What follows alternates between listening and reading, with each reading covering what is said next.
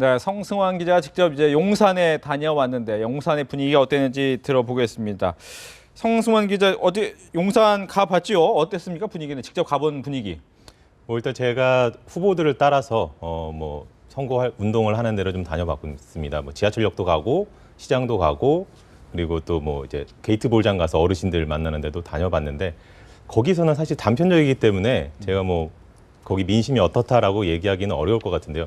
그거 민심을 가장 좀 예민하게 보는 사람들이 후보 당사자들이 아닐까 싶습니다. 자기가 누군가가 좀 우세하게 앞서 있다면 뭐 그렇게까지 서로 견제를 하질 않을 텐데 지금 보면 서로 물고 뜯고 있는 상황이라고 저는 좀 보거든요. 아까 리포트에서도 보셨습니다만 뭐 진영 후보가 당적을 바꾸고 나온 것에 대해서 뭐 황춘자 후보가 계속해서 공략을 하고 있고 또 진영 후보는 나야말로 진짜 피해자다. 네. 이렇게 또 얘기를 하고 있기 때문에 그런 부분에서 보면 되게 치열한 것 같습니다. 그래서 그 최근에 이제 조선일보에서 좀 여론조사를 한 거를 보면은 황춘자 후보가 30.9% 그리고 진영 현 의원이 34.7%를 얻어서 오차 범위 안에서 있는데 사실 여론조사라는 게 100% 믿을 수가 없거든요. 이대로 나온다고 볼 수가 없을 것 같습니다. 그래서 아마도 이 박빙이다 정도로 좀 보면 될 것 같습니다. 네, 말씀하신 것처럼 박빙이다. 어떻게 보면 서로 그러기 때문에 내가 정말 뽑혀야 된다라는 얘기를 하고 있는데 가장 중요한 것은 이제 배신자 프레임이 과연 효과적이냐라는 부분인데 이 부분은 어떨까요?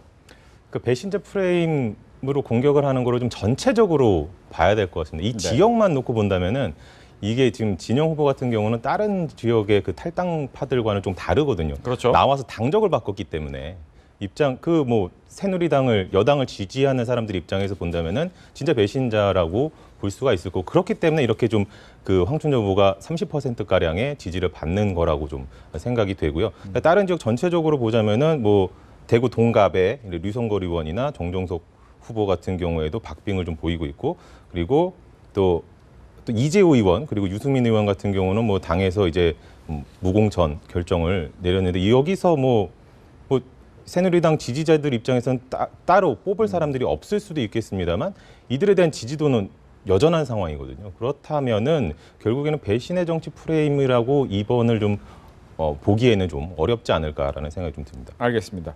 말씀하신 것처럼 배신의 정치는 좀 어렵다라고 하지만 새누리당 지지자들이 좀 그렇게 생각할 수밖에 없는 이유는 이제 진영 의원과 박근혜 대통령과의 관계가 상당히 좀 친밀했기 때문이고 또 어떻게 보면 그런데도 불구하고 민주당으로 간 것에는 더불어민주당으로 간 데 대해서는 김종인 대표와의 또 친밀성이 있단 말이죠. 이 부분도 설명을 좀 해주셔야 될 것 같습니다.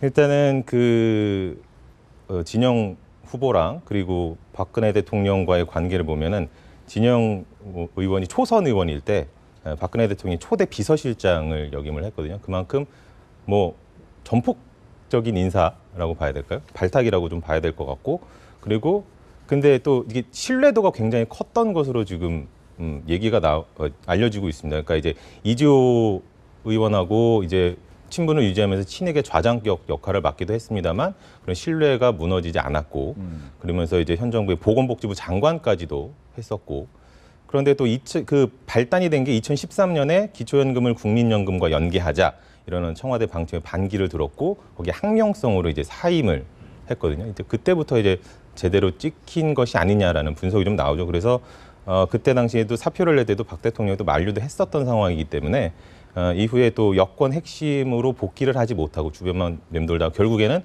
공천에서 탈락을 하는 그런 위기까지 온 거고 이런 점에서 그 진영 후보가 나는 배신을 한 게 아니라 배신을 당한 거다라고 좀 얘기를 하는 근거라고 볼 수가 있을 것 같습니다. 네.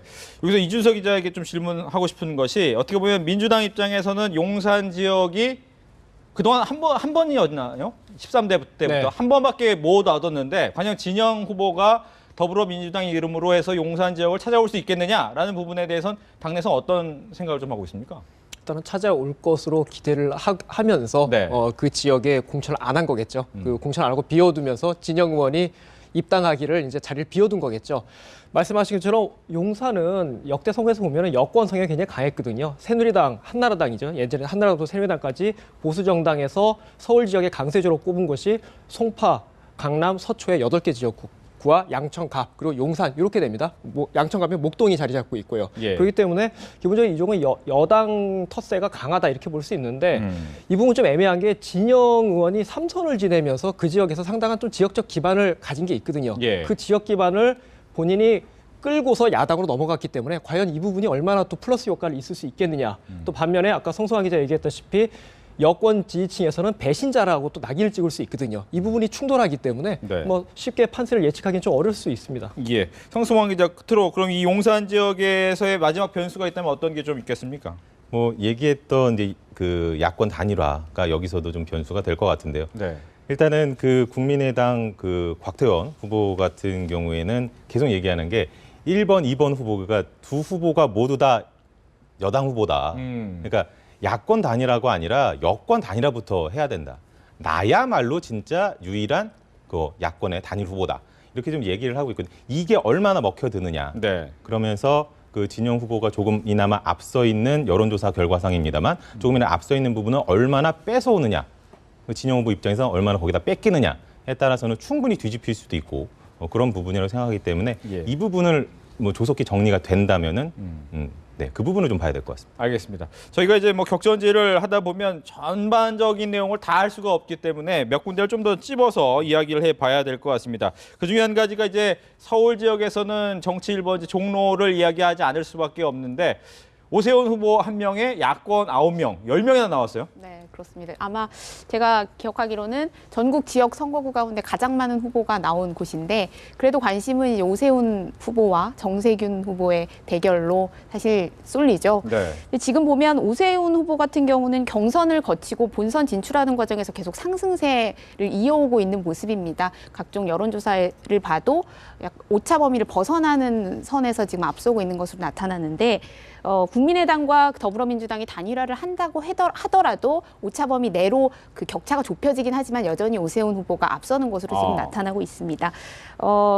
특히 이제 오세훈 후보가 계속해서 이렇게 조금 좋은 지지를 얻는 것은 처음에 그 종로가 험지냐, 김무성 대표가 험지에 나가라 이렇게 제안을 했는데 종로가 험지다라고 끝까지 버텼거든요. 그렇죠. 그때 당시에는 약간 뭐 대권 주자로 거론되는 그런 거물급 인사인데 당을 위해서 희생하지 않는 모습을 보이는 것 아니냐 이런 의구심도 있었지만 결과적으로는 그게 어떤 지역민들에게 어떤 뭐 신뢰를 줬다고 할까요? 그게 좀 긍정적인 역할을 좀 작용을 한 것으로 지금 분석이 됩니다. 결국에는 마지막 변수는 아까 용산과 마찬가지로 뭐 여권 단일화라고 하긴 했지만 야권 단일화가 이루어지느냐. 그래서 야권 단일화에 탄력이 붙어서 이 격차를 얼마나 좁히느냐가 될 것 같고요. 또 그 서울은 워낙 그 이른바 뭐 이슈에 민감한 곳이잖아요. 바람. 그래서 막판에 어떤 변수가 생길지 모르기 때문에 그런 부분을 조금 집중해서 봐야 할 것 같습니다. 예. 또 하나 이제 어떻게 보면 오세훈 후보 역시도 이제 대권 잠룡으로 분류가 될 수 있는 사람이고 이번에는 당연히 이제 또 노원병 지역의 안철수 후보 역시도 이제 대권 잠룡으로 볼 수밖에 없는데 이 지역 판세는 좀 어떤지요? 이 지역은 원래 야권 텃밭입니다. 네. 그런데 야권이 분열돼서 더민주당에서 황창호 후보를 지금 내놨거든요. 황창호 후보가 나오면서 새누리당의 이준석, 새누리당 정치 신인이죠. 이준석 후보와 안철수 대표가 거의 박빙의 구도를 보이고 있습니다. 당 대표, 지금 국민의당이 20석 원내 교섭단체를 구성했거든요.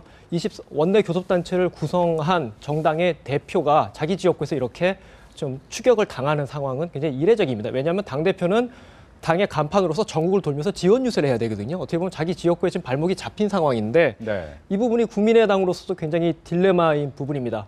과연 안철수 대표가 노원병에서 며칠을 더 지원 유세를 하고 다른 후보들 지원을 얼마나 해야 되냐 이 부분인데 또 일각에서는 안철수 대표는 전국적인 인물이기 때문에 이준석 후보와 같이 골목을 다니는 것보다는 오히려 전국을 떠돌면서 대국민 메시지를 전하는 게 오히려 노원병 판세도 도움이 된다. 이런 시각도 있고 이 부분이 어쨌든 간에 막판까지 고민스러운 대목입니다. 알겠습니다. 이렇게 해서 세 분과 함께 정치권 이슈 짚어봤습니다. 오늘 얘기 잘 들었습니다.